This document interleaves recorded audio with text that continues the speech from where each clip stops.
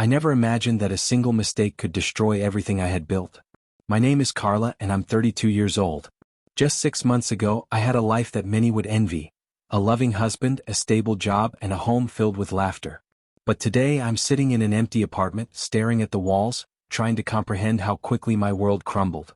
How one accident, one careless moment, led to divorce, unemployment, and complete isolation.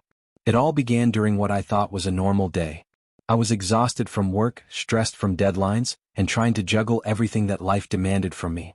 My husband, David, had been patient and understanding as always. We had been married for 5 years, and I always assumed that we had the kind of relationship where nothing could shake our bond. I was wrong. Dead wrong. The mistake wasn't deliberate. It wasn't intentional. It was a combination of stress, fatigue, and a moment of inattention. I didn't even realize it had happened until days later when David started acting strangely. He was quiet at first, withdrawn, almost unusually polite. At first, I thought he was just tired, maybe overworked, or perhaps irritated by something minor. I didn't think too much about it. But the distance between us started growing, almost imperceptibly at first, and then like a chasm that I couldn't bridge. It wasn't until I came home one evening that I realized something was terribly wrong. David had been waiting for me in the living room, his posture rigid, his face pale. He didn't smile, he didn't greet me the way he usually did. He just sat there, staring at the floor, waiting for me to notice the change in his demeanor. "Carla," he finally said, his voice low, controlled, almost calm, but underneath it I could sense a simmering storm. "We need to talk." I froze. My heart skipped a beat. I had no idea what he was about to say, but I felt a sudden pit in my stomach. I nodded, too afraid to speak, and sat across from him. "I found out," he said simply. And that one sentence hit me harder than any slap, any shouting, any argument could have. "Found out what?" I asked, my voice shaking, my mind racing through every possible scenario. "You gave me an infection," he said. There was no accusation in his tone, no raised voice, just a cold, hard statement.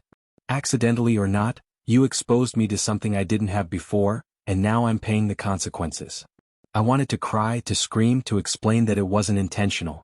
But even as the words formed in my throat, I realized that they wouldn't change anything. The damage was done. My carelessness, my exhaustion, my inattentiveness had consequences I couldn't undo. We tried to talk.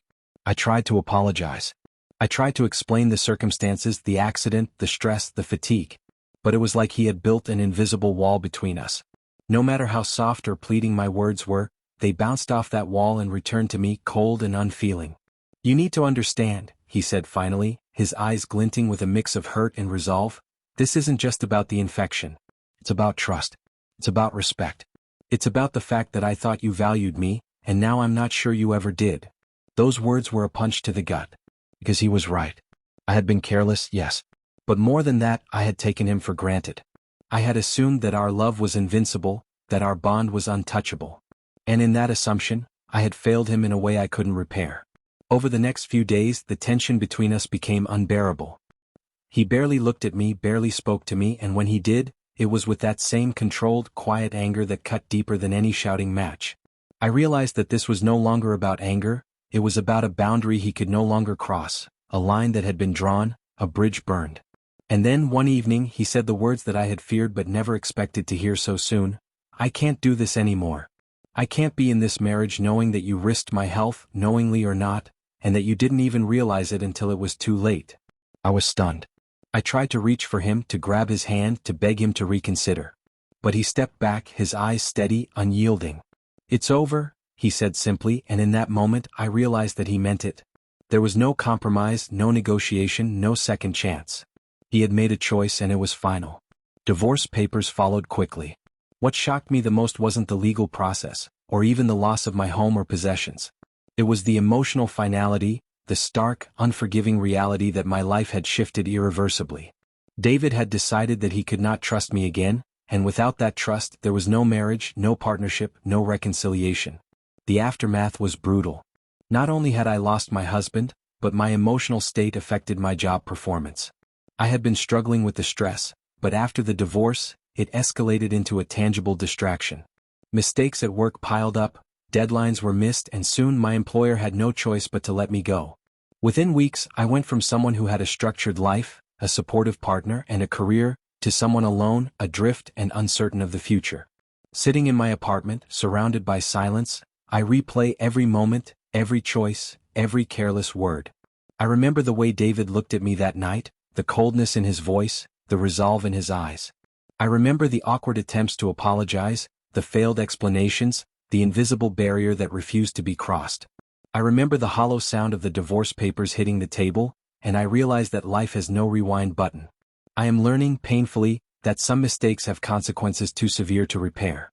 I am learning that trust, once broken, is nearly impossible to rebuild.